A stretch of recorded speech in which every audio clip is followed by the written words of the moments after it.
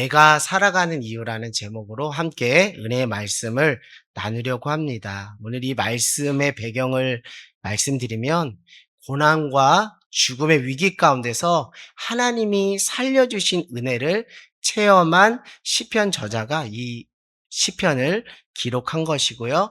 그 구원의 은혜를 경험한 이제 시편 저자가 앞으로 자신이 어떻게 살 것인가라는 것을 선포하는 사명 선포서이다. 이런 차원으로 여러분들에게 말씀을 드릴 수 있을 것 같아요. 결국 내 인생이 사망에서 생명으로 옮겨지는 그 은혜를 고백하며 그 은혜에 보답하면서 나는 지금 어떻게 살아갈 것인가 라는 것이죠. 그 말씀을 우리가 함께 지금 나누고 있습니다. 내가 죽지 않고 살아서 여호와께서 하신 일을 선포하리로다. 아멘. 대체적으로 우리 시편 하면 시편은 누가 기록했다고 흔히 알고 있죠? 다윗이 기록했다라고 알고 있는데, 학자들의 그 연구를 통해서 시편 118편의 저자는 다윗이라는 의견이 지배적으로 많습니다.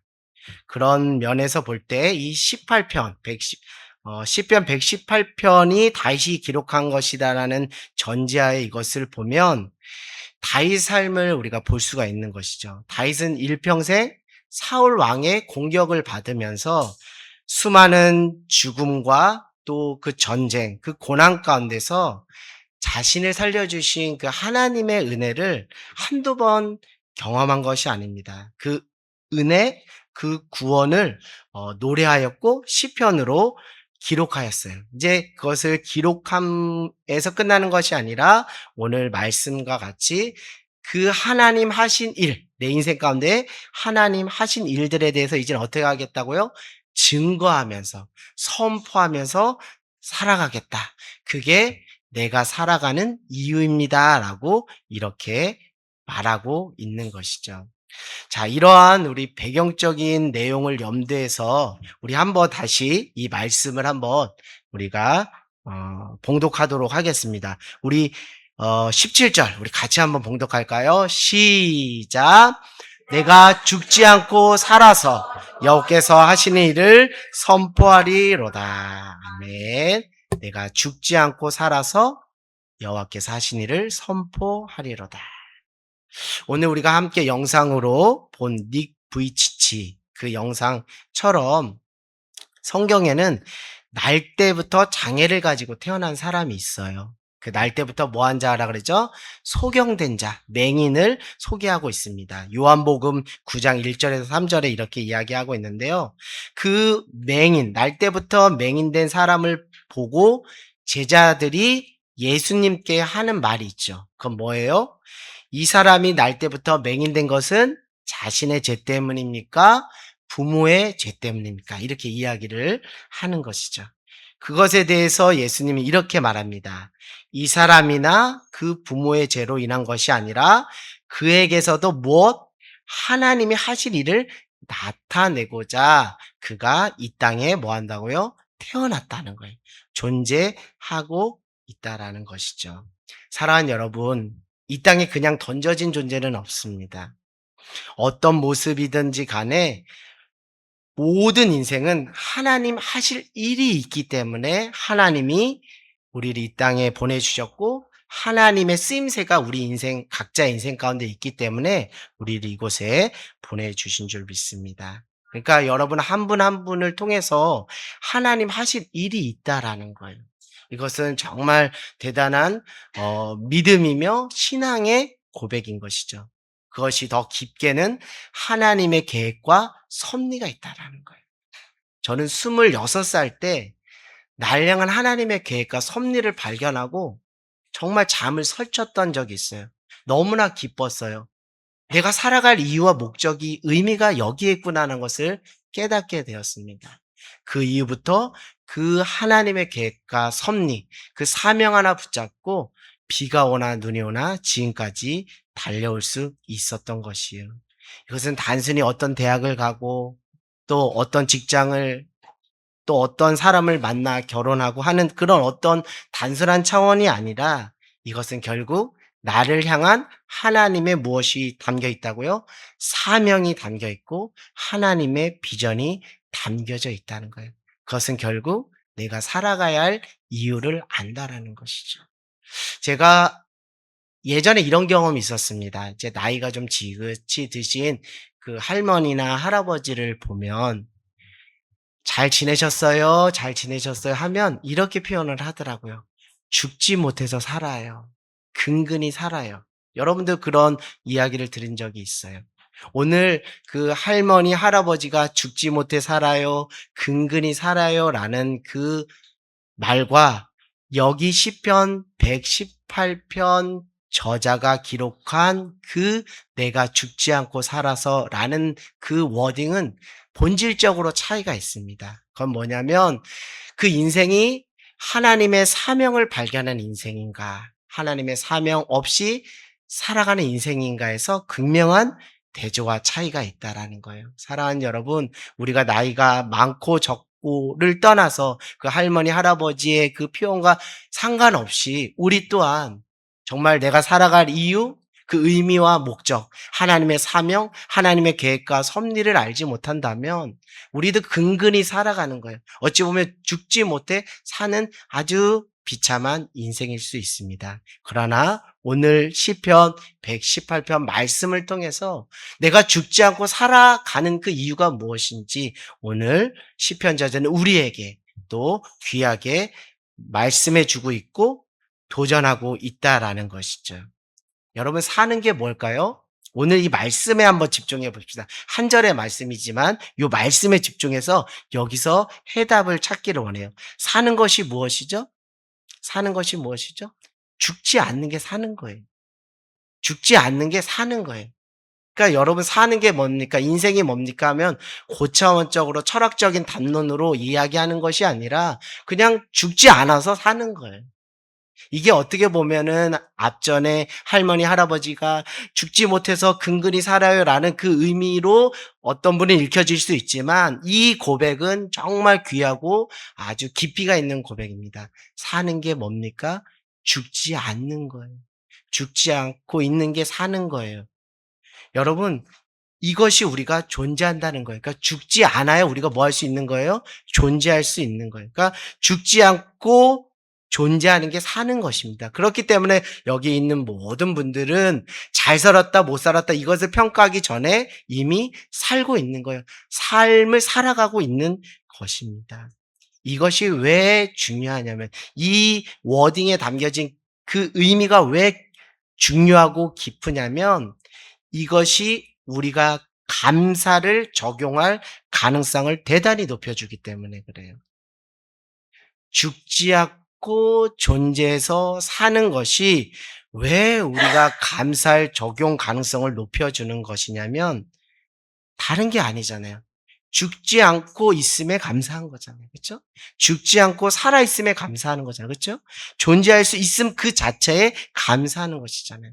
그러니까 감사라는 것이 이 존재할 수 있는 것에서부터 첫 단추를 깨야 그 감사가 기초가 튼실한 뿌리가 깊은 감사가 될 수 있어요. 상황과 환경이 휘둘리는 감사, 선택적인 감사가 아니라 변함없이 감사할 수 있는 거예요. 왜요? 살아있기 때문에, 숨을 쉬고 있기 때문에, 존재하고 있기 때문에 오늘 우리가 여기 나와서 예배 드릴 수 있는 것이잖아요.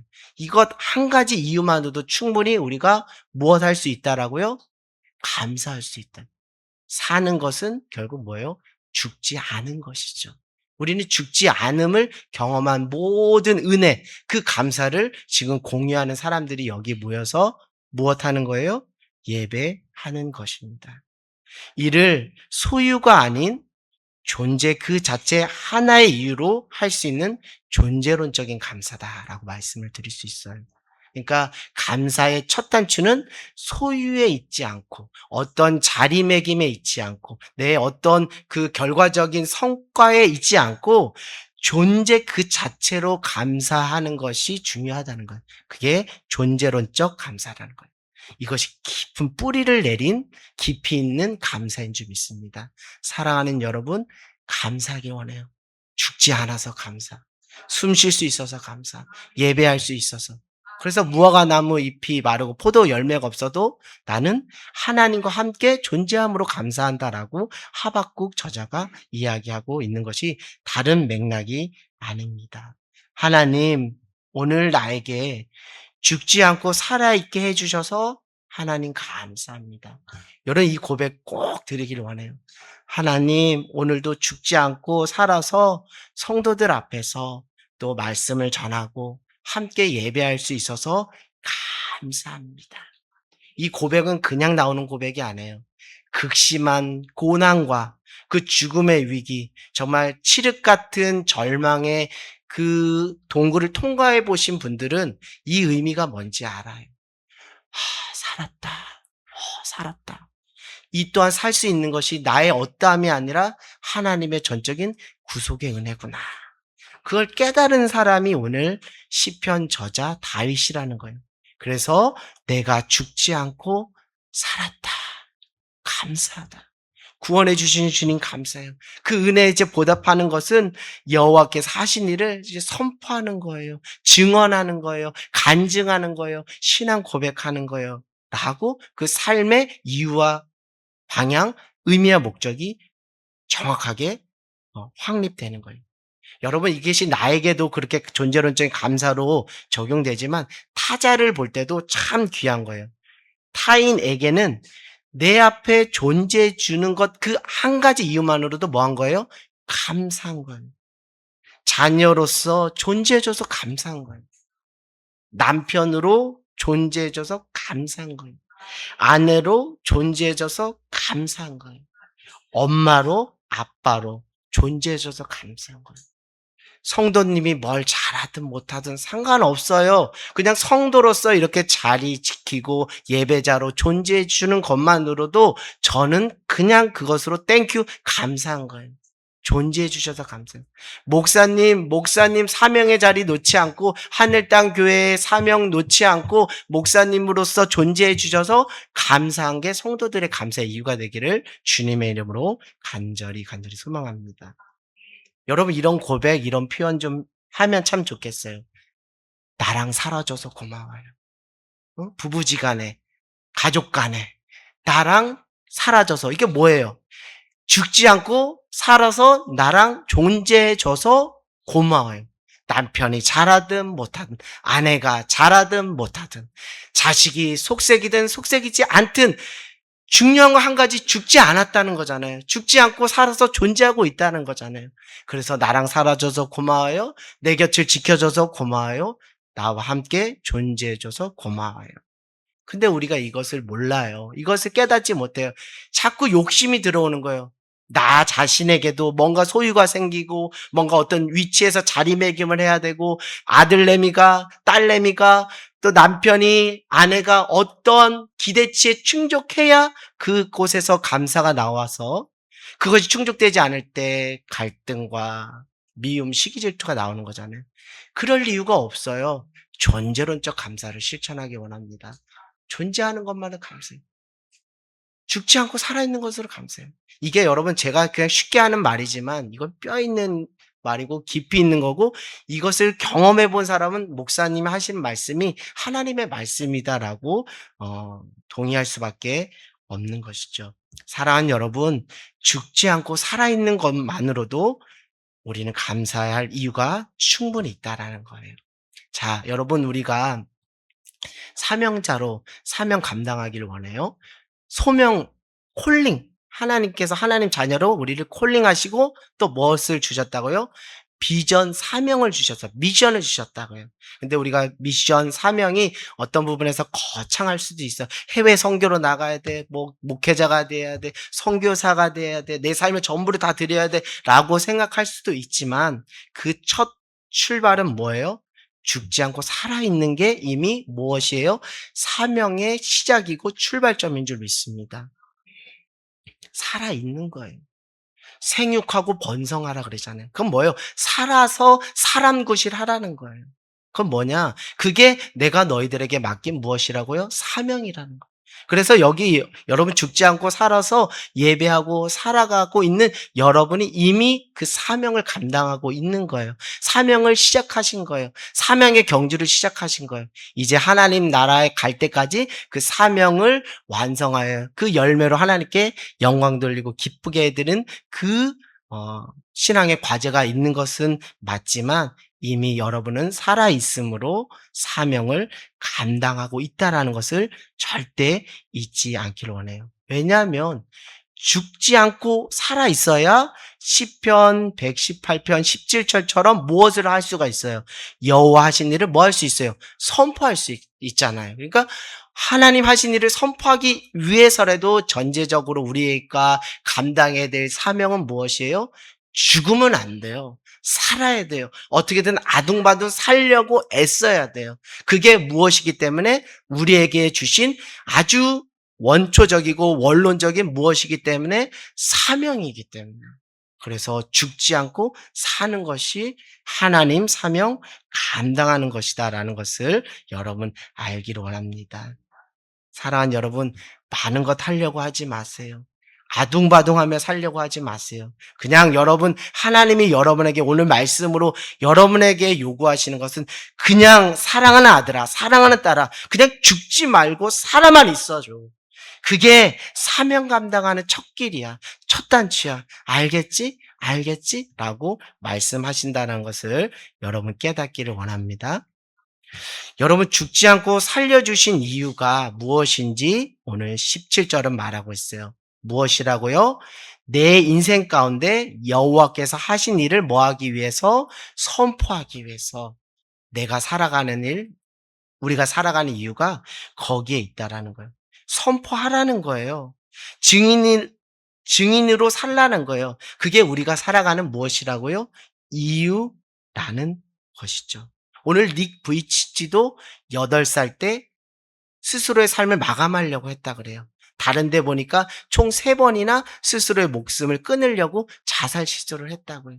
그러나 하나님의 의로운 오른손이 그를 붙잡아서 그가 죽지 않고 살아서 전 세계를 다니며 자기 인생 가운데 행하신 하나님의 일을 뭐하고 있어요? 선포하고 있어요. 그는 그 삶의 이유와 목적을 정확하게 가지고 살아가는 거예요. 그가 비록 태어날 때 수족이 없는 안타까움이 있었지만 그는 삶의 이유와 목적, 의미가 분명하게 있었다.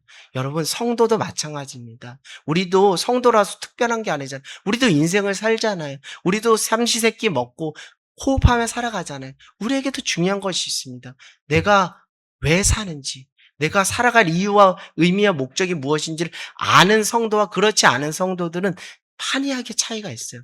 왜냐하면 그 속에서 하나님의 사명이 발견되고 그 속에서 하나님의 계획과 섭리가 발견되기 때문이죠. 그래서 여러분, 우리를 살려주신 이유는 내 인생 가운데 하나님 하실 그 일들을 뭐하라고 선포하고 증거하는 증인의 삶을 살아가라는 거예요.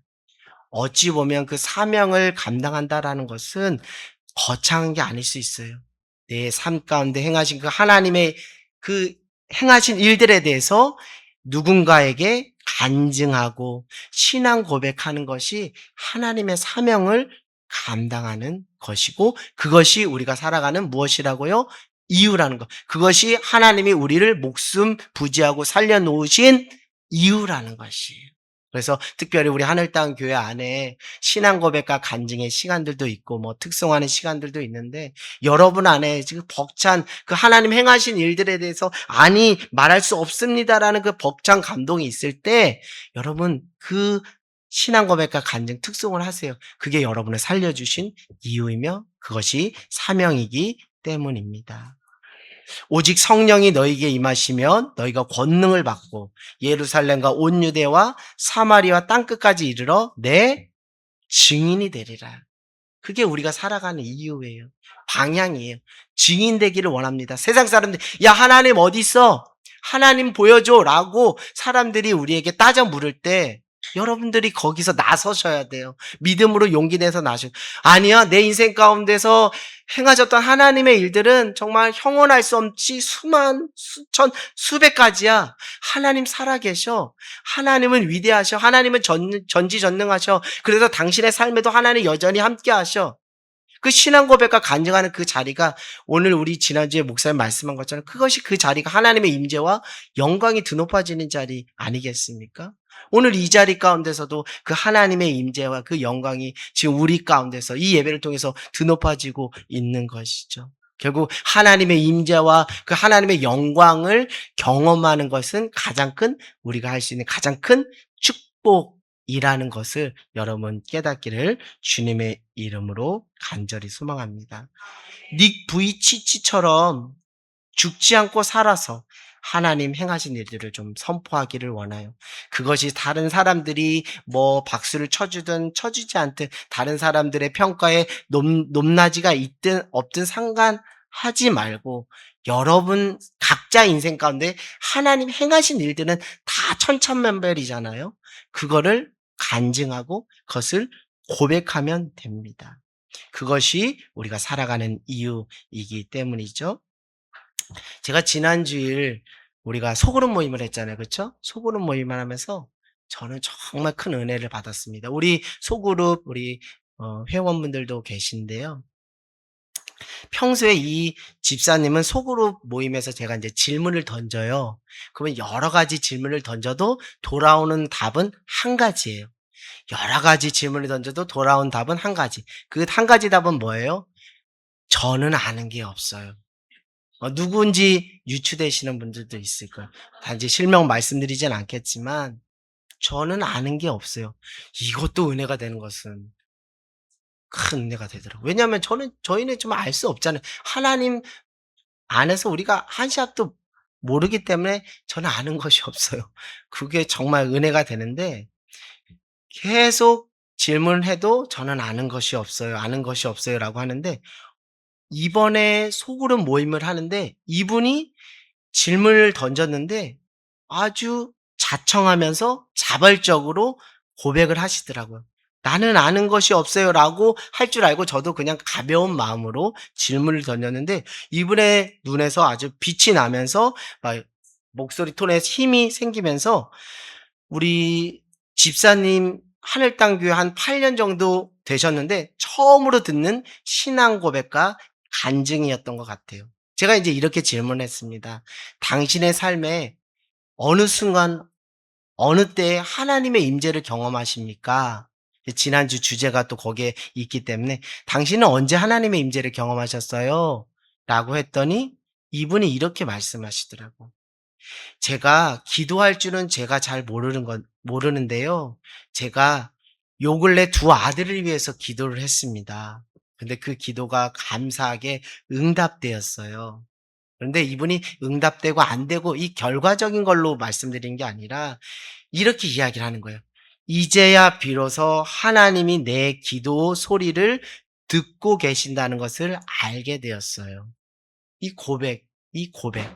오늘 또 우리 주아가 하는 그 기도, 대표 기도. 여러분, 이거 어디서 들을 수가 없는, 이거 하늘땅 교회에서만 들을 수 있는 거예요. 그가 몇 자를, 몇 분량, 뭐 몇 바이트, 몇 글자 수를 맞춰서, 형식에 맞춰서 했다, 이게 아니라, 한마디 한마디 내뱉는 그 현장 가운데 우리는 무엇을 경험하기 때문에, 하나님의 임재와 영광을 경험하기 때문에, 이게 너무 벅찬 거예요. 이게 큰 은혜고 축복인 거예요. 정말. 막 그 예배를 준비하면서 저도 막 콩쾅콩쾅 오죽하면 그 인사 멘트를 "목사님 힘내세요. 우리가 있잖아요." 요거를 제가 할 정도로 아주 막 그런데 그 속에서 하나님의 임재를 경험하게 하면서 위로부터 주시는 하나님의 평안을 누리게 되는 거예요. 너무나 감사해요. 이 고백, 이 기도의 한 소리소리가 얼마나 능력이 있는가를 깨닫는 거예요. 그러면서 이렇게 이야기를 하는 거예요. 하나님이 살아계시다는 것을 깨닫게 되었어요. 두 아들의 기도를 통해서 하나님이 살아계신다는 것을 깨달았어요. 그러면서 저는 기도 가운데 하나님의 임재를 경험했어요. 이렇게 말해요. 하나님 만났다는 거잖아요. 하나님 경험했다는 거죠. 하나님과 관계 맺게 됐다라는 거잖아요. 이게 얼마나 큰 그분이 거창하게 많이 화려한 언변으로 한 게 아니잖아요. 그러나 그 분의 신앙 고백과 간증, 자신의 인생 가운데 하나님 행하신 일들을 선포하는 그 소그룹 현장 가운데 모두가 하나님의 임재와 그 영광으로 서로 하나 되는 띠를 경험할 수 있었다는 게 저로서는 정말 아주 벅찬 그 감격이었다는 것이죠. 여러분, 하늘 땅 교회의 영구표를 아십니까? 하늘 땅 교회 영구표. 우리 주보 앞에 있죠? 몇 절입니까? 베드로전서 3장 15절입니다. 한 교가 한 나라와 한 가정과 한 사람을 품자 하는데요. 베드로전서 3장 15절. 제가 읽어드릴게요. 베드로전서 3장 15절.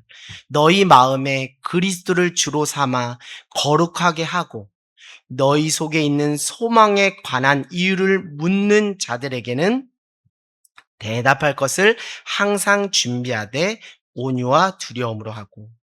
여러분, 하늘 땅 교회 사명이 여기에 있잖아요. 그렇죠?